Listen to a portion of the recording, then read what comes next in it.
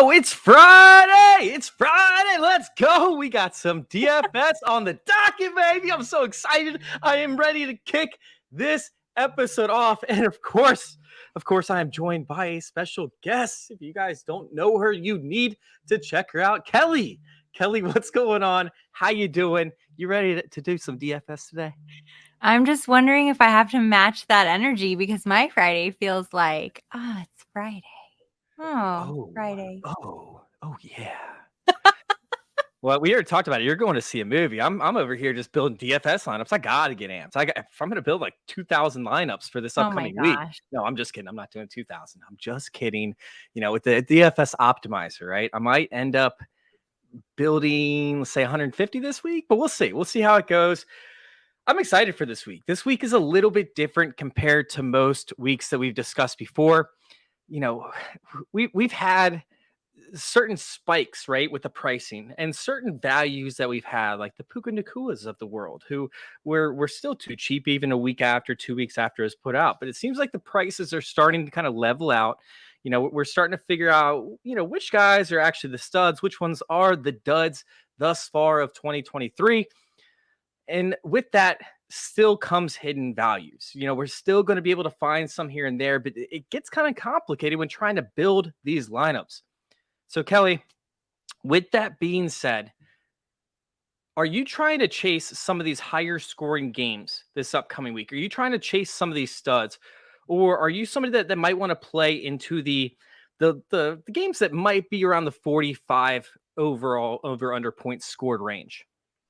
To be honest with you, I'm not even looking at the end game score. I'm building my lineups this week. The word of the week is consistency for me. And consistency in week 4 is definitely coming with a price tag. So there are choices that are going to be made for sure. Yeah. I mean, it's interesting, right? Because we do have a different, I guess, situation than we've dealt with from this week. And it's a situation where you have like guys like Joshua Kelley, right? Who, let's just say Austin Eckler doesn't end up playing this week. He's still questionable.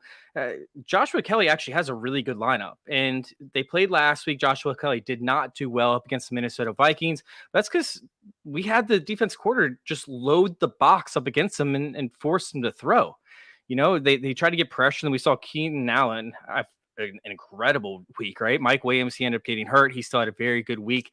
Outside of that, it's something as to like where this week Joshua Kelley is either going to be a bum and never going to be startable in DFS ever again, even if Austin Eckler's out, or he's a guy that you can sneak in from week to week, and it's going to be like that across multiple different levels. So, I mean, I'm sitting here just going through some of these running back matchups, and I'm like, man, I'm going to die this week, or I'm going to make bank. Like that's where I'm sitting right now. I'm excited for that. For sure. It feels like a very running back heavy week, and any opportunity I can to get the best point value out of that, I want it. All right, Kelley. Well, we are going to go in. We're going to build 3 lineups tonight. Just to give you all a heads up, we are going to break it up, right? We're going to give you our studs, the guys we want in all of our lineups. We're going to build a lineup. Then after that, we're going to go into some of the guys who are fading, people that we don't want anywhere close to our starting rosters or in our DFS lineups, I should say. And then we're going to break it up. We're going to go into our our flyers, right? Our sleepers, the guys that aren't projected to either have high ownership, to have significant amount of points. We want to try and find those diamonds in the rough. So make sure you stay tuned for that third lineup that we build right after that. That way you'll get a little bit of insight of who's won us some money in the past weeks, such as Devon Achane. God, that sounds so weird saying. I just try to say Devon A-Chain, but Devon Achane, it just doesn't feel right. It still feels gross coming out of my mouth. Is that how you say it, Achane? I thought it rhymed with train, a chain. Yeah, well, that was the initial one up until he came out and said Achane. Right. God. So now we have no idea. Is this like a whole Kelsey Kels thing?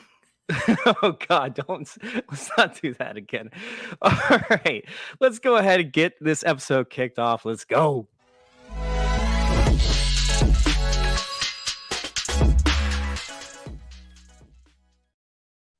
All right, so we have a third consecutive week, Kelley, of these high scoring games, right? And last week, I believe it was 2 weeks ago, it was the Jacksonville Kansas City game. If you faded that, you ended up making bank because Trevor Lawrence could not get his receivers to put 2 feet in bounds in the end zone. Meanwhile, the Kansas City Chiefs really couldn't put up points. Then on the other side of that, last week, we had the big hitting one, right? Which was the Chargers and the Vikings. This week, we're looking at 3 games that could be high scoring. We have the Bills, Dolphins, the Broncos, Bears, the Raiders, and the Chargers, which will likely kind of come down. So we have a couple high scoring games. As you said, you just want to go out and build your lineups. You're not worried about the overall point score because essentially you don't want to get left out to dry, right? Right. I think that's just my strategy. I never actually have thought about the end game result. I think more about that individual player and what I think they're going to bring to the table from that matchup. So I guess in a roundabout way, it has to do with whether or not it's a high scoring game or not. All right, let's go ahead and let's build one of these lineups and let's get started with one of your, I guess, one of your studs, right? One of the guys that you're going to be having in the majority of your lineups, a stack that you want to build. Kelley, give me somebody that you absolutely love. I've been playing around a lot this week on DraftKings in particular, so good, with Josh Herbert and Keenan Allen as a stack, and they're both very pricey. Keenan Allen is definitely in the higher ownership, likely 20% plus, so I'm not in love with that for GPP per se. But I do like what we get out of this relationship. There's a lot of consistency happening here. I think it's a very give and take relationship, right? Justin Herbert gives and Keenan Allen takes. Yes, exactly. Well, let's just take a look at this. Justin Herbert, I think this is a pretty Oh, you want to do Keenan Allen? Let's talk Keenan Allen. He's right there on the screen. Keenan Allen is bringing us a higher salary on FanDuel, 9.5K, which that is like going to be super hard to build around, but 7.9K on DraftKings. I think that's pretty manageable. Stacked with Herbert, it makes it not as manageable, but we're going to do this. He's going to bring us, like I said, an ownership probably over 20%. So don't worry about that. But he's going to bring us, hopefully, it's consistently been at least 18 fantasy points per game. We're looking exceeding 18 fantasy points, which is great. Maybe even 19 fantasy points. And we're playing a defense that's not super great at stopping the run game. So that's one reason why I love Keenan Allen, but stacked with Herbert, we get even more value as I scroll here for you. We get, talk about consistency, an average of 26 fantasy points per game with Justin Herbert on top of that. So we're looking at well over 40 fantasy points if both of these guys go off together. And that's just 2 players in our lineup. I'm paying up for it. Yeah, I mean, honestly, Keenan Allen right now is on track to break the reception record. I think the previous one was held by Michael Thomas. It was like 149-ish. I think it was like right there below 150. Keenan Allen is on track to do about 180 receptions this upcoming season. Wild. Obviously, Keenan Allen has issues staying healthy, right? We've seen these spike weeks from Keenan Allen before, but up against this Las Vegas Raiders defense, it's going to be cake, right? It's going to be cake. But the Chargers on the other side have just as much of a Swiss cheese defense as we've seen over the past few weeks. It's true. So, I mean, like you could end up seeing a very high scoring game in this matchup, but the caveat here, I guess, or the reason you want to pump the brakes is we could have Brian Hoyer starting at quarterback. And so the Chargers could just sell out to stop the run up against Josh Jacobs, who has not been good so far this season. Double up on Devontae Adams, and then hope that Brian Hoyer doesn't look left and see, any of the other receivers on this roster. So it does make me a little bit nervous that this game could be a blowout, if Jimmy Garoppolo does not play. But I love the start to this, and honestly, you can't argue against it because they've produced every week thus far on the season. So I love that pick. I love this start.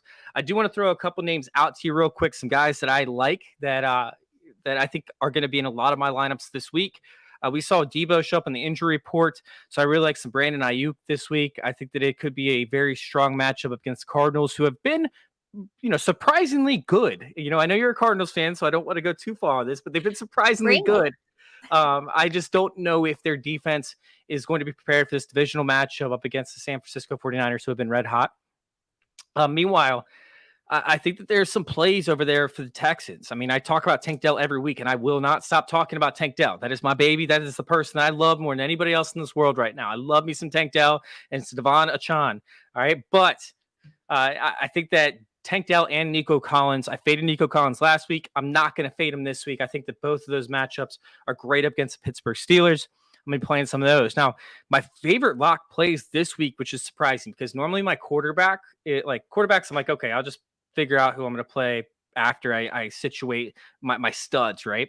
But I mean, I really like Joe Burrow and Jamar Chase connection. I love CJ Stroud going with Nico Collins and Tank Dell, right? And I get this, Kelley. Get this. I want to run it back with Pat Freiermuth and Jaylen Warren. Jaylen Warren. Okay, I'm not too sure about the Jaylen Warren. I love the CJ Stroud reference. That is in my article this week as the value. If you're not going to go dependable and trustworthy Kirk Cousins or sexy, dependable, trustworthy Justin Herbert, you can go with value pick CJ Stroud. I feel like that's very doable. So cheap, 5.6K on DraftKings. It's ridiculous. Like, he's getting so disrespected right now. And we rolled about last week, right? Ended up hitting last week. And I know that the Pittsburgh Steelers have a bad rushing defense. So I'm a little bit nervous that Dameon Pierce could actually break back out this week and, reform or, I guess take his former self, right? But I'm still a little bit hesitant on trying to run him out. I'm not running him out in any DFS, but I just love some CJ Stroud this week. Meanwhile, I think that Jaylen Warren, the reason that I like him is because he's seen 6 targets, 4 targets, and 6 targets thus far on the season. And when you guys go to PlayerProfiler.com, once again, that's PlayerProfiler.com, go ahead and pull up Jaylen Warren's profile page, because this is absolutely this is miraculous, right? I mean, he right now is second in the NFL in receiving yards, right? Wow. Yeah, you would never. I didn't even know that. Honestly, I didn't. He is second in the NFL in receiving yards. Yards per reception, he is 8th. Yards per route run, he is 3rd. I mean, this guy is killing it. His target share is 4th in the NFL for running backs right now. Yards per touch, 15th. But I'm sitting here and yards created per touch, 3rd. Yards created period is 1st. But you go back and you look at his opportunity share. His opportunity share is 41st in the NFL. He is exceeding all expectations on a very limited snap share. Now, I don't know if this would ring a bell, or this is, hits somebody a little deep, right? Maybe it cuts too deep. But do you remember the Tony Pollard fans when Ezekiel Elliott just wouldn't go away? Yeah. Ezekiel Elliott wasn't good. Well, guess what? This is the Najee Harris corollary, right? Where obviously Jaylen Warren, for me at least, I mean, watching the games, he is the more effective player. And for DFS, this becomes frustrating because Tony Pollard really didn't have any legit games until Ezekiel Elliott, essentially was injured, right? But yeah, even in the times that he had to fill in. So maybe it triggers somebody that tried to play Tony Pollard because you thought it was a good matchup, right? But Jaylen Warren's pricing is ridiculously cheap. So he's not even I put him, God, I do this every week, right? I start to give away my sleepers before we get to that section. Jaylen Warren is a sleeper in my section, but honestly, he's a stud. He's a stud for me in any lineup that I'm building around the Texans offense. I think that Jaylen Warren could absolutely go off because the Texans, you cannot pass against them over the top. They're one of the top defenses in terms of shutting wide receivers down, and they've had some of their top guys injured. So I still think this is a situation where we could see Jaylen Warren absolutely explode. And they do give up points, by the way, to the tight end. So I love Pat Freiermuth this week.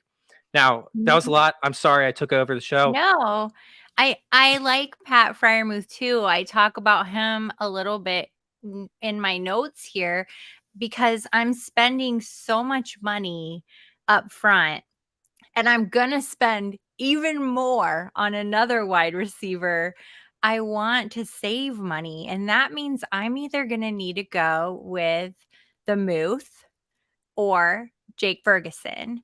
And to me, they're going to bring about the same thing to the table. I might give a slight edge to Ferguson, just based on the matchup. But however, I do think they're both going to bring 7 or 8 points to the table. And that's really all I need for 3-something K, They're so cheap, right? Yeah, so cheap. So is this a lineup where you want to run somebody back from Las Vegas, or do you want to try and go with maybe one of the studs I mentioned, another stud? Like, how do you foresee this lineup going? Just based on my own research this week for the articles and the podcasts that I've already been on this week, I've landed on squeezing in Davante Adams this week.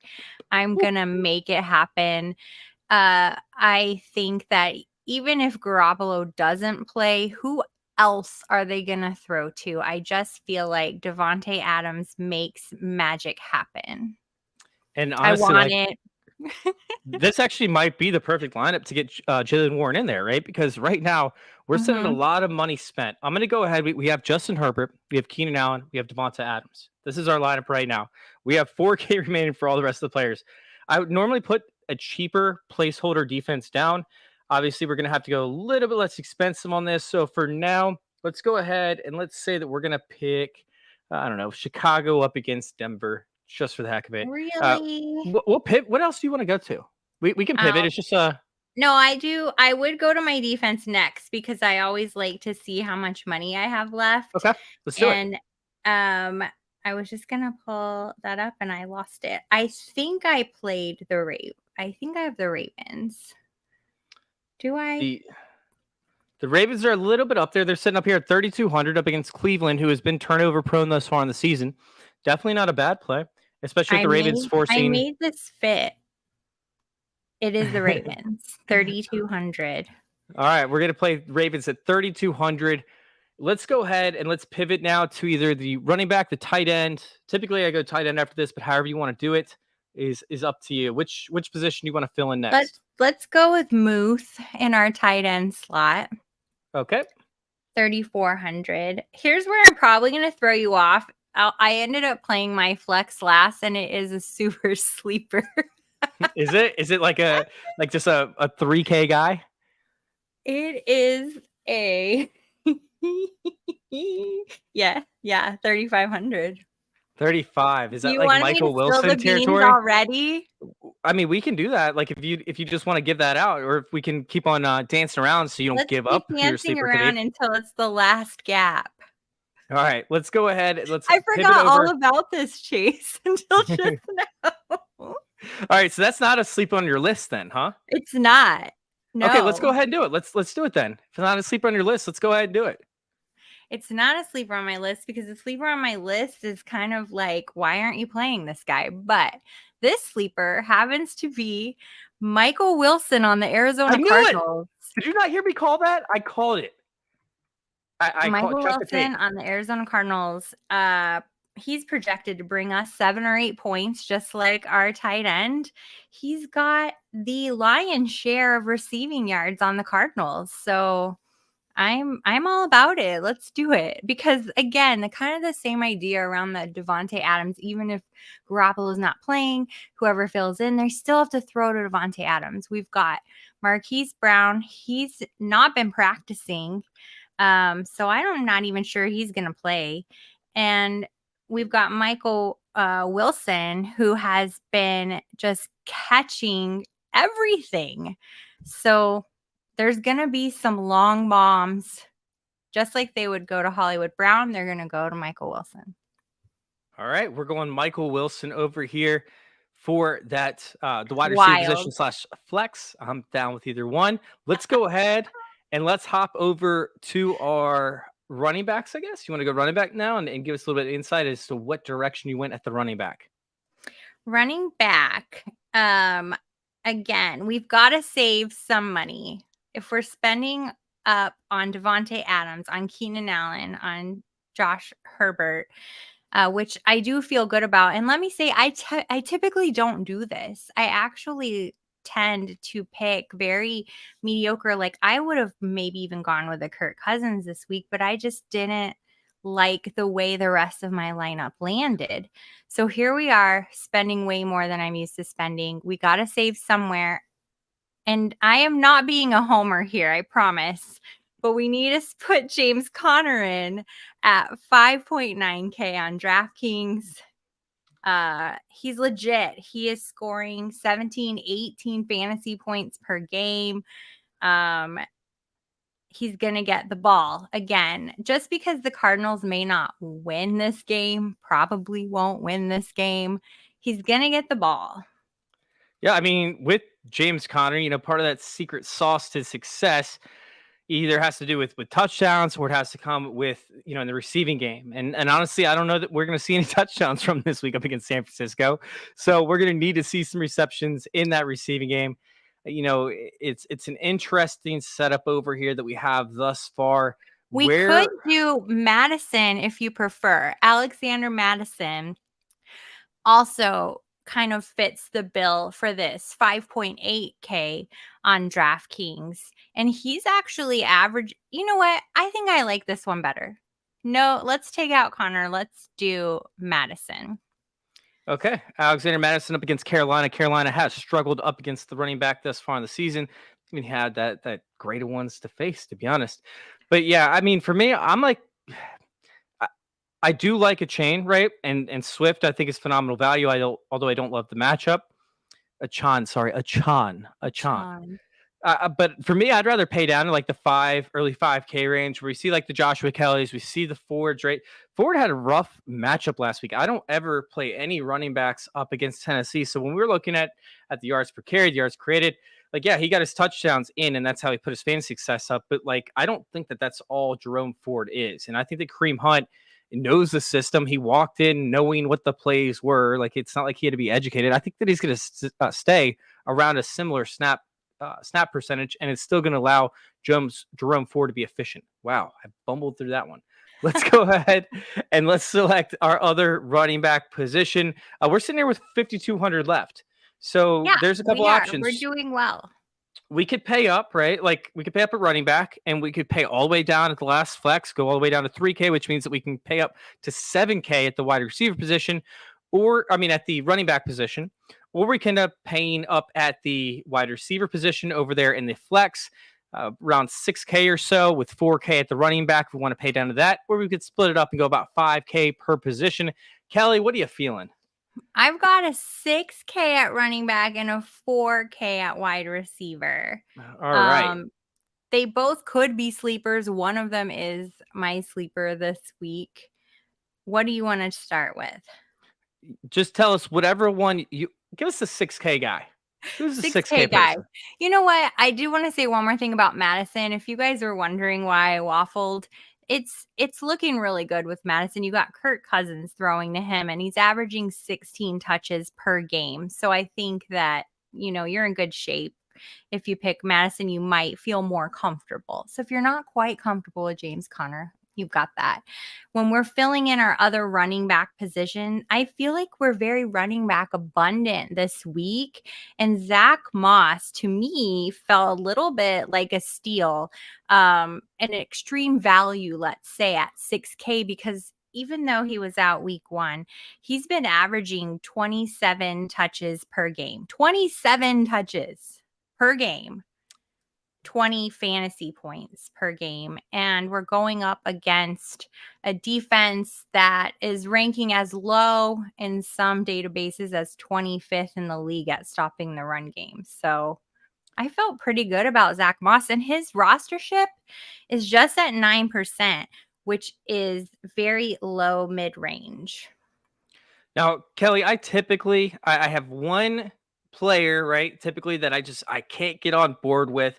This might be my one this week, and I might die on this hill, right? Because I'm just not a big Zach Moss fan. I'm also not a big Alexander Madison fan, but I don't mind him, especially in cash games more than GPPs. I think that James Conner is more likely the answer for your GPP lineups. But either way, I still think that either one could end up going off. Zach Moss, I can't get on board with. We got Anthony Richardson coming back. He doesn't dump off as often to the running back, but maybe it was just the fact that he didn't have Zach Moss to dump it off to. So I do think that there is a potential for Zach Moss to be extremely efficient, a la like a Gus Edwards type role, except for Gus Edwards doesn't have the backfield to himself, right? Zach Moss will. So I could see how this could become a thing. For me, I just got to fade it. However, let's go ahead and get him in this lineup, and let's move over to our last flex position. We're sitting here at 4,400. We're sitting here at 4,400. We got a plethora of talent still available. Obviously, Kenyon Drake is not the answer, and neither is Tyson Chandler. But we have guys like Dallas Goedert up against Washington. We saw Zach Ertz heavily targeted in the game up against Washington that could create some opportunities, of course, with them focusing on the outside up against Devonta Smith and A.J. Brown. Robert Woods has a great matchup up against Pittsburgh. You guys already know how I feel about that. How you feeling, Kelley? Which route do you want to go as our last flex position? In my particular lineup this week, I went with Josh Palmer. Yep. At 4K. I like it. I like the matchup against Las Vegas. I like he's playing 61%+ of the snaps, so we're getting plenty of opportunity. His targets have gone up week over week significantly. I feel like this is a nice, slow and steady uptick, and last week was great. So can we keep riding that train? I'm down to ride the train. the Achan. The chain train? The Achan train. All right, let's go ahead. We're entering this lineup. And we have Justin Herbert, Alexander Mattison, Zach Moss, Keenan Allen, Devonta Adams, Michael Wilson, Pat Freiermuth, Josh Palmer, and the Baltimore Ravens defense. You ready to click submit, Kelley? We good? You didn't put anybody of yours, though. Is that a thing? Should you try and squeeze one of yours in at least? We'll do it on the next one. Okay, good. All right, let's make it happen. Let's do it. I did pick the Ravens defense. They have been struggling a little, but the Browns offense is struggling more, I think.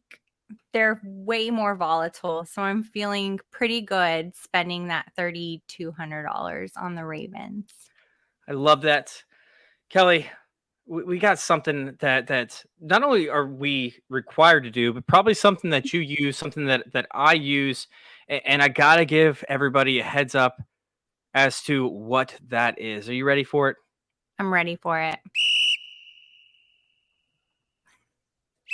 DFS getting harder every year, but we're here to make it easier with the DFS Dominator, because I know a lot of optimizers keep coming out. Oh, our optimizer. What about this optimizer? But that optimizer. Well, we have a cash game optimizer that leverages the projections from Dario, Billy, the award-winning projections at PlayerProfiler.com, and builds the best lineups for cash games that have both upside and stability, because that's what you want. It's a couple clicks, boom, boom, boom. You get the best possible lineup for your cash games. But for tournaments, traditional optimizers don't work. That's why we have a Lineup Genius, which takes you through the process of building lineups the way they should be built. Which quarterbacks you want to be overweight on, then building stacks, then setting runbacks, then optimizing, and generating up to 150 lineups that you can easily import into DraftKings, into FanDuel. That's the DFS Dominator. It's only $45 a year, not a week, a year. Just go to Player Profiler, click on the DFS Dominator from the menu, and you won't be sorry. Now, I know that some of y'all heard me talk about how I'm going to build 150 lineups earlier in this show. That's how you do it. You get the DFS Dominator, you put in the players that you want to pick, the players that you want to go with, and it fills in those slots for you based off the projections, gives you a little bit of leverage, lets you all know which guys will help you win that Millie Maker over there on DraftKings and, of course, FanDuel's as well. So let's go ahead and let's hop over to our next lineup build. But before we discuss the actual build itself, Kelley, we got to know. We got things that we got to know, like who we should stay away from. And like one of the let me just start with saying Lamar Jackson for me is a massive fade this week up against Cleveland. Smothered offenses thus far in the season. I mean, it's not even relatively close, and we're still dealing with massive amounts of injuries across the line. We talk about the tackle Staley over there, who is most likely going to be out after only practicing twice at a limited capacity. I don't see him playing. It's just not going to be pretty. And last week we saw what injuries to this offense looked like up against the Colts. It was just sad. It was sad. Mm-hmm. It was. I agree. It was hard to watch. I can't do it. Also a huge Ravens fan. I have like clothing that's half and half even. It's hard. You already said Lamar Jackson. I hadn't even considered because he wasn't on my radar for any of my builds, but I agree. It's probably one. There are way better options this week, even if he should perform well. I'm staying away from Mark Andrews this week along those same lines. Pretty much, I don't like any of the tight ends and how they fit into my build this week. Potentially TJ Hawkinson, depending on how you develop your build, but all tight ends have been like weird. It's weird this week. There's one more that I just have to mention, and this one is it's kind of mind-blowing to me, right? Because I always talk about I will never play running back up against this team. And last week, it bit me in the ass, but it was because of touchdown dependency with Jerome Ford. We already talked about it, right? He got those touchdowns in. You don't want to play running backs up against the Tennessee Titans. And Joe Mixon is projected to see over 15%, between 15 to 20% ownership this week, which to me is absolutely bizarre. Like, you do not want to play him up against Jeffrey Simmons and company. You just don't. I mean, this is a pass funnel offense. Kelley, yeah. Do you like Joe Mixon? Do you want to play him this week? No, I agree with you on that. And I think what happens in DFS a lot of times is people think about the previous week so much, or think about what they want to see, or they're playing Burrow because he's kind of a value this week, and they'll stack him or whatever. I think that may be the case instead of looking at the success of running backs. Yeah, I don't get it. It just doesn't make a lot of sense to me. But let's go ahead and let's dive into building this lineup now that we got out of our system who we don't want, right? Who are people hyping up? Who do we don't want?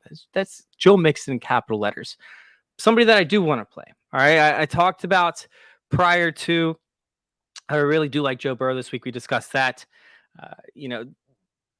Anthony Richardson, I will play an Anthony Richardson lineup, multiple lineups of Anthony Richardson up until he hits over 7K, right? That's like my number one thing that I will take to my grave. As I said, starting week 1, I will play 30% of my lineups minimum will have Anthony Richardson in there as long as he's below 7K. Justin Fields is a guy who was above 7K, and he's gross now. He doesn't look like he can read in terms of coverages. His receivers outside of DJ Moore, they're open, but he's not hitting them. Then he's not able to. They're not using him in scramble. They're not spreading out the offense like they should have, right? And they're not allowing him to run. And we saw this. We saw this from Lamar Jackson back in 2019, where Lamar Jackson ended up coming across with he had rushing attempts of 7, and then he had 16, 9, 7, and 2, right? Those were his first 5 weeks of the season. He had the one good week of 16 rushing attempts. Every other one was brutal. Following that matchup and then the bye week, he only had 1 week of 9 or less rushing attempts. Justin Fields needs to be on the same diet, right? He needs to be on the Lamar Jackson 2019 third quarter diet, right? Where he ended up seeing 16, 17, 18 rushing attempts. And that's where Justin Fields needs to live. I want to think that up against a brutal Denver defense that cannot stop the run, that this could be the week that they actually roll it out. And I know that's gross. I know that it's gross, Kelley. I know it's so gross, right? It's disgusting. I'm not proud to say it, but Justin Fields is interesting. Now, I'm not going to make you play with me a Justin Fields lineup. However, I do want to know, which one would you prefer to do? Anthony Richardson, Joe Burrow, or CJ Stroud? I don't like Joe Burrow this week. Okay. I don't like him yet. He's not grown on me this season. Anthony Richardson's interesting because, potential run game. But we've talked about CJ Stroud. We could save some money there and get potentially good stacks. I think I like that one. All right, let's go ahead and let's put CJ Stroud into our lineup. Of course, I already talked about it. I'm going to take this one over. I got to play Tank Dell, and I got to play some Nico Collins. Yeah. Now, do we want to run out Pat Freiermuth again as a run back? Like we just said in the last lineup, we don't have to, but he's cheap. You certainly can, or you could fit in. I liked Jake Ferguson this week. He's been averaging 7 points per game, projected for 8.3 or 4 this week. Are you a little bit worried that New England could take away the passing game in the short to intermediate, I should say intermediate range, right? Where Jake Ferguson thrives, because that's where CeeDee Lamb plays and that's where Jake Ferguson plays. And then they force you to beat him deep and beat him with the run. So I'm a little bit concerned about that with New England. Are you? I mean, I'm just using data as my guide. And when I look at against the position, I feel really good about Jake Ferguson. But again, it's kind of one of those same, well, no, just kidding. I don't know. Now I'm not feeling so good. I looked at another. When you look at one and then you look at something else to balance it, I mean, he's been spot on with his average per week hitting his projections, but this could be the week that stops, and he's not a great tight end. So maybe we should go with Muth just because we know what he can do, even though we already played him. We could also pivot down. We have Logan Thomas up against Philly, who we know, Philly has been terrible up against the tight end position. That would be a good one. He could bring us around 6 points. Yeah, I mean, he's been averaging 9.3 thus far in the season. He's come back from injury. Let me read the reports real quick. Yes, he is available after clearing the concussion protocol. He's running the routes. He's out there. He's a safety blanket. You want to play some Logan Thomas? Why not? Nobody else is. Yeah, nobody else is for sure. That's for sure. And then, I gotta see, Kelley. I got to see we squeeze Jaylen Warren into this lineup, or do you just hate that? We got to play somebody. No, do it. I played him last week. Did you? Yeah. All right, let's do some Jaylen Warren. This is one of my favorite plays of the week. I'm probably gonna end up eating crow for this, but I'm going all in at his 5K pricing. If he can get us up to 15 to 18 points, which is essentially a touchdown in his average production as what he's given us thus far in the season, he's a win. So we are sitting here very pretty. We're sitting pretty, Kelley. We have 6,600 average salary left. Let's just plug in a placeholder D. I'm just gonna plug in the Ravens for now. That's who we went with last time. We now have running back, wide receiver, and flex left. We're sitting with CJ Stroud, Jaylen Warren, Tank Dell, Nico Collins, Logan Thomas. Probably one of the grossest starts to the lineup you've ever seen. But we have almost 8K left per position. We've got 7,800 left per spot. I mean, we can splurge. We can go on a shopping spree if we want to. Just splurge all over this DFS sheet. So, where do you want to start splurging, Kelley? I was just checking to see that Jaylen Warren. I'm sorry. I'm stuck on that. I played him last week, 6.7 points. I played him on FanDuel last week. I think that's fine. That is fine for his value. Yeah, I mean, he's given us weeks of 12.6 and 8.2. He just hasn't gotten in the end zone because Pittsburgh can't score. But it could be different this week. They got a little bit of an easier matchup. I'm just saying. I agree with you. I think that's just fine. So we're gonna splurge. I mean, I want you. Where are your notes? What do you have? Who are you looking at? Tell us. You tell us. Oh, I'll tell you. I mean, Brandon Ayuk is in the game for me. You did mention that.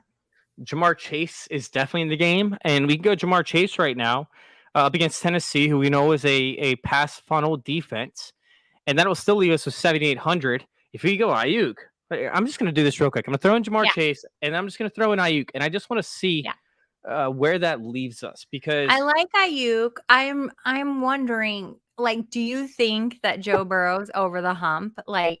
Is he through this whole calf thing? Is he through this whole mental block? I'm not sure about that, which is, something that makes me hesitant. But what I am sure about is Tennessee can't defend the pass. I True. mean, and you can't run against them, right? So like you have to, you got to utilize your wide receivers up against Tennessee True. Titans, and that's what I'm more sure about, more so than I'm sure about Joe Burrow, right? Like Joe Burrow could go Mhm. out and end up completely shit in the bed in terms of his completion percentage and whatnot, but they should draw plays that are relevant for Jamar Chase, which is why I do like Jamar Chase this week.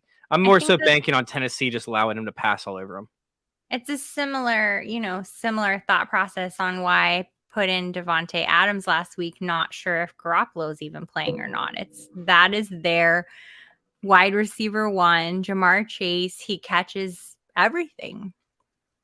Yeah, unlike T. Higgins week 1, who Right. targeted 8. And last week, T. Higgins was bizarre. Him and Cortland Sutton were both bizarre in terms of their hands. I mean, they couldn't catch anything. We saw Mike Evans. Like, what's up with the big possession guys that just all of a sudden can't possess the And ball? catch.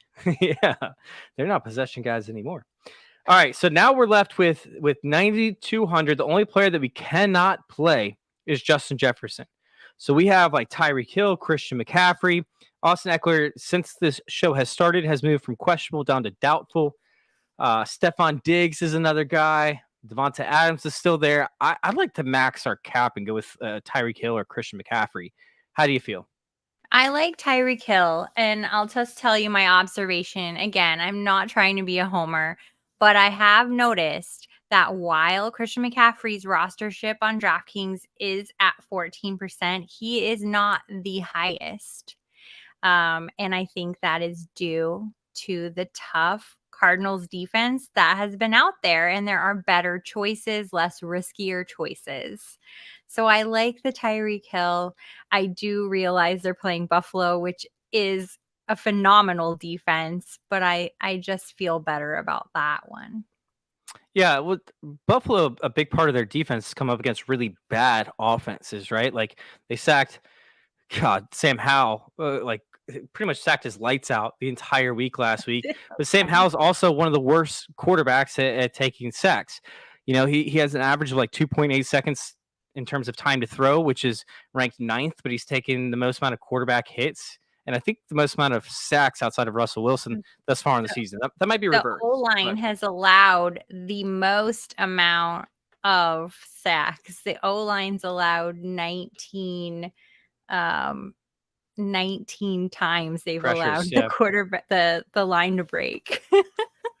Yeah, it's bizarre, but I mean also like Sam Howell he looks like a deer in the headlights, right? He's not releasing the ball. He's waiting for receivers to get open versus anticipatory throws, and it's honestly embarrassing to be a Sam Howell fan after watching his inability to, I guess, understand these coverages. But so maybe Buffalo's not as good as they appear, but they're still tough. That's what I'm thinking. Yeah. With the Cardinals, I think the Cardinals are going to put a very specific targeted strategy to try and cap what we see from McCaffrey, if you can. Yeah, which is why I like Ayuk. Is essentially to get those deep targets off as they try to limit his abilities to generate yards. Keep in mind the Cardinals thus far on the season have been very good up against the run. They've been average up against the pass, but they have allowed 4 touchdowns to the running back thus far in the season. I will say I like the Tyreek Hill call, and up until the team shuts him down, I think you got to go with him. It's a little bit concerning that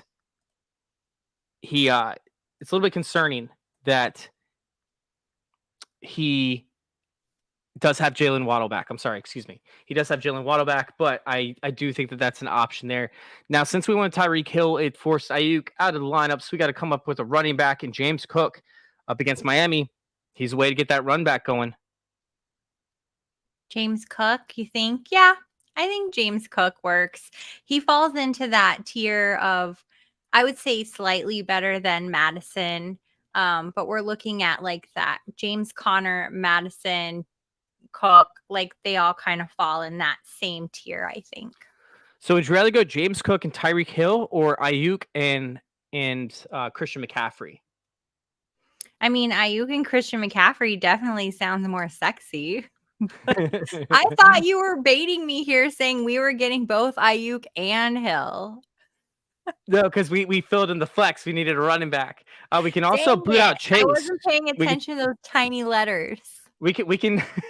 Should I zoom in some more? No, you're fine. We can take out Chase and go a different route at the wide receiver position. I mean, at the running back position, and pay up for running back. So let's take out here real quick. Let's take out Chase. Let's throw in Ayuk real quick. Yeah, I like the Ayuk play.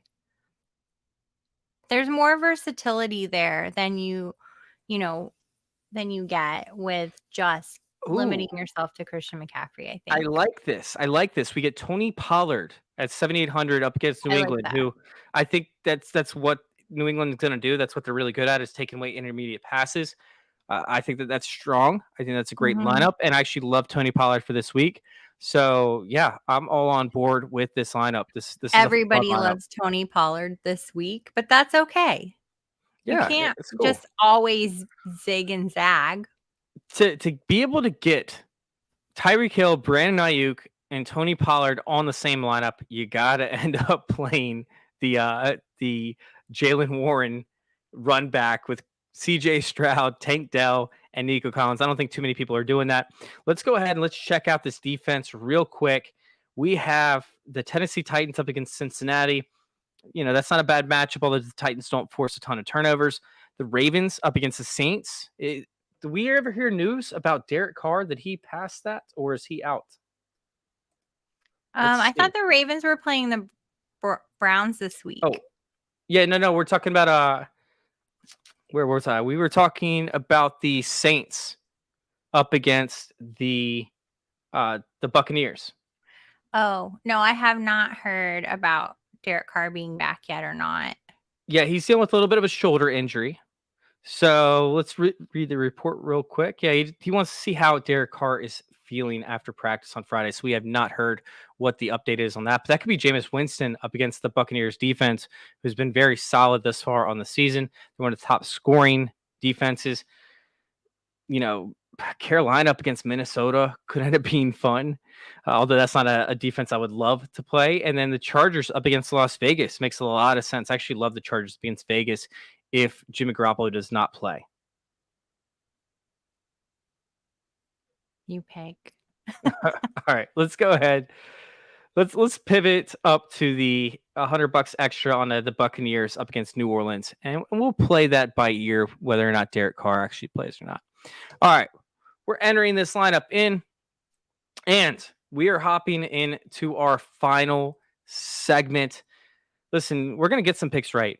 We're going to get some picks really wrong. I mean, Jaylen Warren is going to be a complete hit or miss. But if you want to hear about some of the success while still exploring some of the future matchups that we could have, some of the future bets that you can end up placing, you got to go check out the First Mover podcast over there on Player Profiler. They come out at the beginning of the week, each week, with Mark Garcia, and he crushes it. He's one of my favorite guests I've ever had on any podcast. And this guy knows DFS. He knows what he's talking about. Go check out the First Mover podcast, of course. Now, we are on to our final segment, Kelley. We're doing it big. We need to hear about some sleepers, though. We need to figure out how to make these lineups work outside of the absurd one that we already came up with. What do you have for us? I think both of these lineups have plenty of absurdity in them. What I started off the show saying to you was my particular lineup is I'm going big, and then I've got to fill the holes with hopefully somebody who gets way more than zero. But I think that we landed on some good players, and one of those happens to be one that's not a super sleeper this week. We're looking at, two of them. Both Zach Moss and Josh Palmer this week are kind of that low to mid-range rostership, but bringing in consistent points. And if you're worried about how much time Zach Moss is going to get or his consistency with Zach Moss, I think Joshua Palmer might be your better option.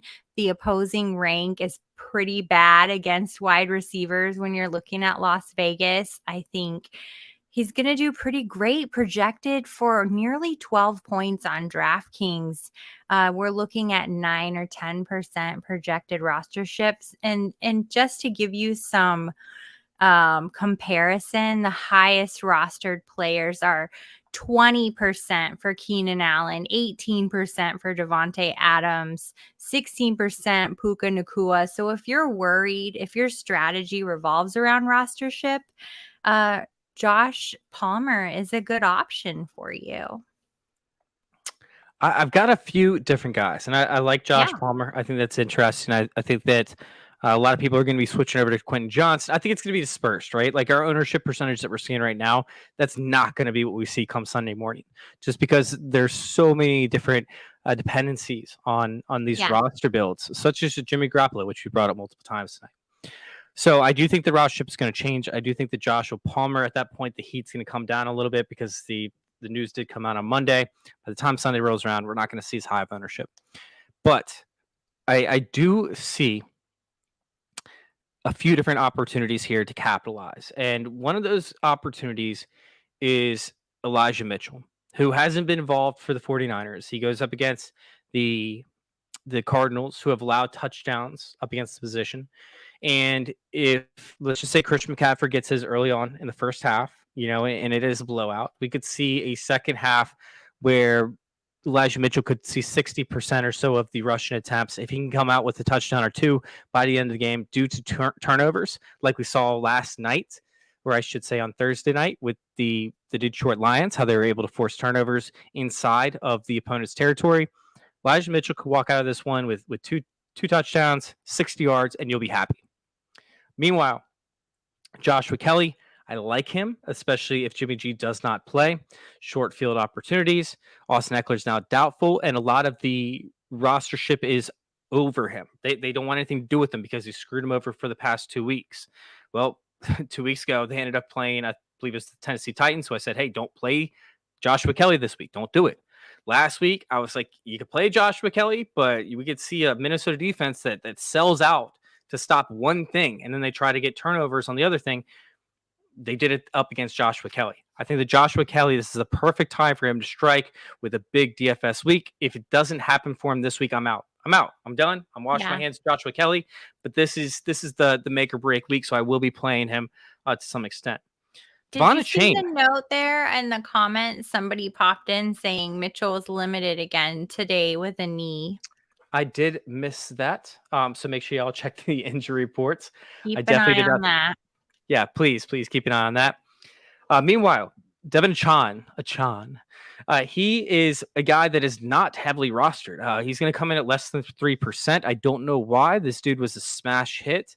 I get that they face a Swiss cheese defense in Denver, but this guy's explosive. And I don't know if y'all remember this or not, but Breece Hall in what was it, week 1 or week 2, should have had a breakaway run up against this defense, but he was so out of shape. I think that was week 1. He ended up having a 40, 50-yard gain. There are explosive opportunities you can have up against this Buffalo Bills defense, and I think that Devin Chan is in place to do just that. Meanwhile, Calvin Austin's interesting. My last guy, and I know I'm going to get hate for this one. I already know I'm going to get people with death threats in my DMs saying, why did you make me play him? Make me. DJ Chark. I was going to say that after we were done. I was just scrolling thinking, you know what? There's got to be somebody else out there. Yeah. DJ Chark is a guy that he puts out fantasy points, when he plays. I like it. And honestly, he's dirt cheap. I think he's at 4K. Yep, 4K. He was out the first week. Second week, he only played about 60% of the snaps. Third week, he comes in and he plays more snaps than anybody else on this offense. Of course, Adam Thielen was the guy to take home. But DJ Chark, have you looked at his stats? Are you looking at him right now? I'm 11 targets last week. 11 targets. He had 2 drops, which are bad. But Andy Dalton wasn't delivering accurate balls downfield. Now, I do know that Andy Dalton's not playing this week, and you're probably not going to see the same amount of targets. But that also affects Adam Thielen, which is getting very heavily played at this point in time. Mm-hmm. Thing is Adam Thielen needs, unless he's getting targeted in the red zone, he needs to see a significant amount of targets to be relevant, right? DJ Chark doesn't, because he's seeing a 16 A-dot, 16-yard A-dot. Like, he is getting targeted downfield. He had 4 receptions for 83 yards last week, right? Like, that's something that can get you these big-time plays and take you home to the promised land while only spending $4K, just $4,000 on potentially the leading receiver for the Carolina Panthers in a positive game script matchup. I think there's an opportunity for Chark, so he's going to be one of my plays. Now, Kelley, are you ready to build this lineup? Oh my gosh. We're building another lineup. One more lineup, Kelley. We got to hurry up and get through this, or else I'm going to get fired for spending too much time on this show. I keep on spending all this time on the show. It's crazy. Let's go ahead and let's build around somebody that you love this week. We'll go back to you on this. You know, I really do like, gosh, should we... Well, can I start with a wide receiver? Yeah, let's do that. I'm cool with that. I have a wide receiver this week that we haven't talked about yet, and that's Chris Olave, 7.1 on DraftKings. It's very manageable to work with. He's bringing in, projected to bring us 15 fantasy points this week, and Tampa Bay's defense is pretty flimsy. And even with Derek Carr out, should he be out, and Winston being in there, Olave is just an elite player, and he needs to be played. I think the reason we're seeing this low salary and fairly low rostership is due to the unsuredness around who's being the QB this week. Let's not be afraid. Let's play the elite player and take advantage of this salary. I love that. I absolutely love that. Now, is there a player on Tampa Bay that you would like to play the opposite side? I mean, we've seen Mike Evans get completely shut out by Latimer. Like, it's been bad. Chris Godwin is typically the guy that goes off. Do we want to run it back with Chris Godwin, or are we going to pump the brakes on that? I mean, I do like Michael Thomas. Well, if we're going Michael Thomas, then we got to do a build around that. We don't want to do that. Yeah. But I mean, are we thinking maybe Chris Godwin? Like, is Chris Godwin, could he be the guy this week? Like he typically has to be, because Mike Evans can't be up against this New Orleans Saints team. Why not? Let's do it. Why not? All right, I'm down to do a correlative ad of Chris Godwin, who honestly, he hasn't been there for us, right? He's one of the most disappointing DFS plays thus far in the season. I think his time is coming. I don't know if this is the week, but I'm down to play it and see. Meanwhile, we are now in a position, right, to figure out where we have to go with only 5K left remaining. Once again, I'm going to throw in a placeholder defense just so that we know where we're sitting with our salary.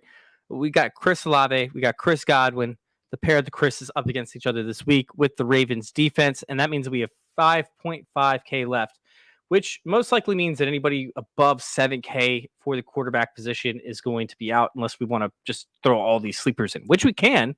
We can do that. We just did the sleepers. We can make this lineup grosser than the Texans one.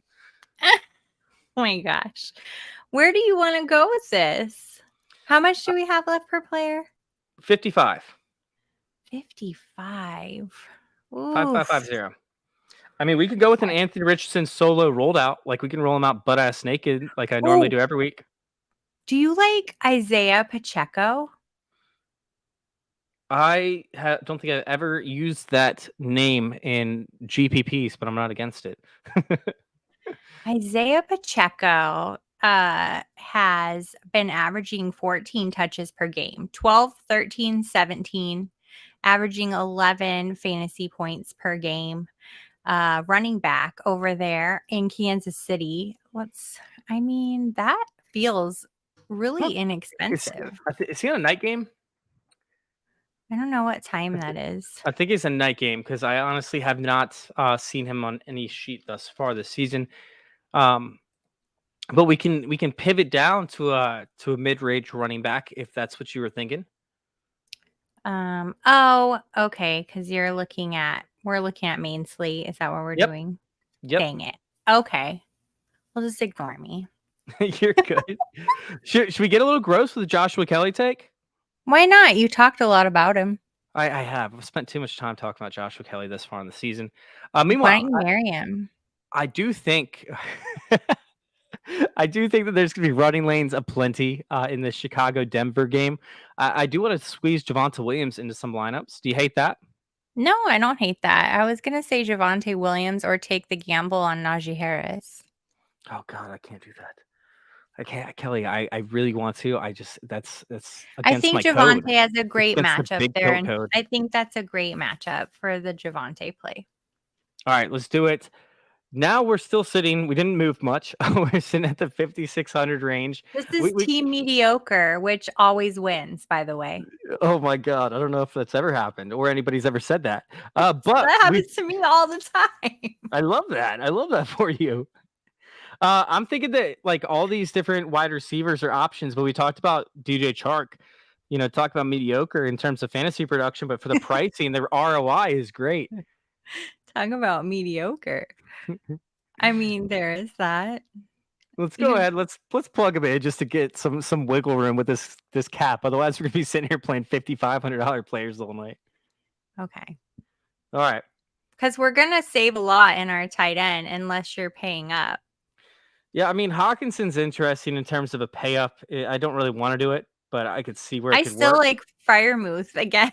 I think that is I don't like the way any of our tight ends are priced this week. I don't like any of the matchups this week. The only one I feel great about is Freiermuth.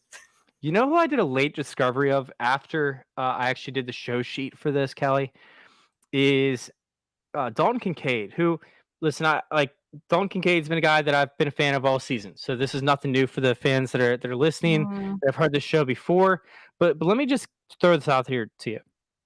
In week 1, the Miami Dolphins gave up 3 catches for 22 yards and a touchdown to Donald Parham. In week 2, they faced Hunter Henry and Mike Gesicki. They gave up combined 11 touches, 85 yards, and a touchdown to the tight end position. In week 3, they didn't do anything because they faced the Broncos. Yeah. And the Broncos sucked. They're pretty bad against the tight end. I agree.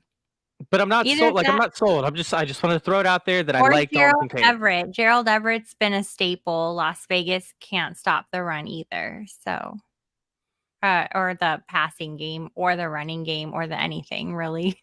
Are you concerned about Donald Parham taking up all the red zone targets? He said, 4 touchdowns in 2 games? We did bring 2 or 3 that up. games? We are just waffling. All right, we're tilting. We're tilting hard right now. I'm going with Pat Freiermuth just because we love him so much. Yeah. And his salary just makes so much sense. It feels right. All right, so do we want to play one of our receivers with a stack? I really don't want to play Bryce Young. I don't want to play Baker Mayfield. I don't want to play Jameis Winston or Derek Carr. I don't see a situation where Joshua Kelley gets a ton of receptions for Justin Herbert. And if he does, it's such a weird leverage play. It just doesn't work. Javonte Williams, maybe, but not really. Honestly, like we could either go quarterback and flex stack, which 7,500 a piece. This is now doable. Or we could run out a quarterback butt ass naked and run a flex to maybe leverage one of these plays.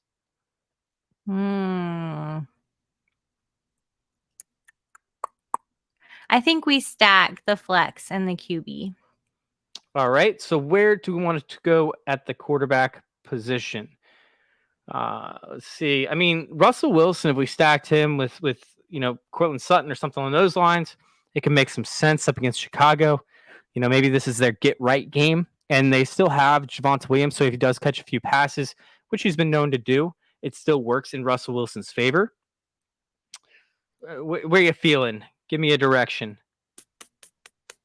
Shoot. I was talking about how much I didn't think Joe Burrow was ready. Joe Burrow's looking pretty tasty there. If we go Joe Burrow, we can play Jamar Chase pretty easily and still have a ton of leftover cap. I think we play Joe Burrow, Jamar Chase, just choke on those insecurities and let it ride. And then we can come way up on defense. We choke on those insecurities. I can't with you. We can go with the Bengals defense. Oh, there's another good one, Purdy to Ayuk. If we go Purdy to Ayuk, then we wouldn't even like the 49ers defense we'd still be left with like $3K in excess cap space. So we do the Eagles defense in that case, I think.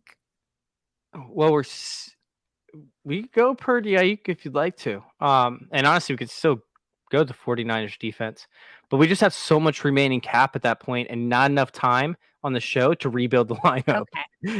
Okay, let's go Burrow, then Burrow and Ja'Marr Chase. All right, we're going to go to Burrow and Ja'Marr Chase. We could go with the Cowboys defense, which they might come back with a vengeance after last week. And New England hasn't done anything thus far in the season as of note. We could bet up against the Houston defense. We could say Tennessee isn't going to move the ball at all.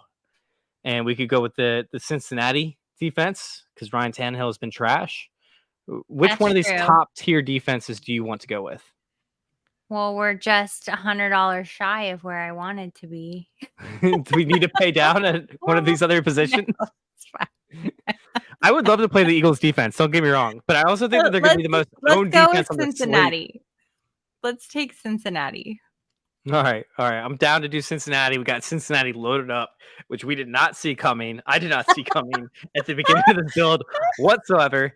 This has been the most shocking build I've done on the show thus far in the season, but we're in there. We have Joe Burrow, Joshua Kelley, Javonte Williams, Chris Olave, Chris Godwin, DJ Chark, Pat Freiermuth, Ja'Marr Chase, and the Bengals defense. We're going to hope for some turnovers, for some interceptions, because, listen, like if we see a Ja'Marr Chase and Joe Burrow connection, that means that Tennessee is most likely going to be down and Derrick Henry is getting taken out of the contest. So that leaves Ryan Tannehill to throw, which could create plenty of sack opportunities, plenty of strip sack opportunities, which is the highest scoring point for the defense as a whole in terms of Millie Maker winners for 2022. And now we have opportunities as well for, interception returns. So anyways, Kelley, I like this. I'm hitting submit. Let's do this.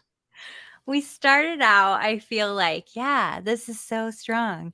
And then it started melting. And that's why we call it the big tilt. Is that right? Yeah. We just tilt our faces off. And by the way, yes, I do see in the chat, somebody said party to Ayuk, and I love that. I'm actually going to be playing a lot of those lineups with both Mitchell and CMC in there. I think that's a very strong play this upcoming week. And I don't hate the James Conner take that Kelley had earlier, just because I think that he's going to see at least minimum 5 targets this week. So that's right. Take the over on James Conner targets. But with that being said, Kelley, our night has come to an end, and you have a movie to go to. I do. I'm going to go be scared. What movie are you going to see? Saw 10. Saw 10. I can't watch this movie. I love that for you, though. All right, Kelley. Can we know where to find you, what you're doing, and all about the stuff that you're providing for Player Profiler? Yeah, you can find me on the app formerly known as Twitter at Kelley in Phoenix. Doing all kinds of stuff. It's listed out in my bio, but I've most recently joined the team at Player Profiler, and you can find my weekly DFS articles, which have been pretty great, I must say. Yeah. You can locate those in the articles section under either upside or strategy. No, I absolutely love that, Kelley. Like, you've been on fire for your articles. I was talking to Theo about it earlier today, how you have been hitting on all cylinders. Love to see it. Love to hear it. And love to have you on the show. If you guys want to go check out my stuff, go check me out over there on formerly known as X. Are they even called tweets anymore? I don't even know. You guys can find me at FF_intervention. Thank you guys for tuning in. This has been the Big Tilt. And guess what, guys? We are out.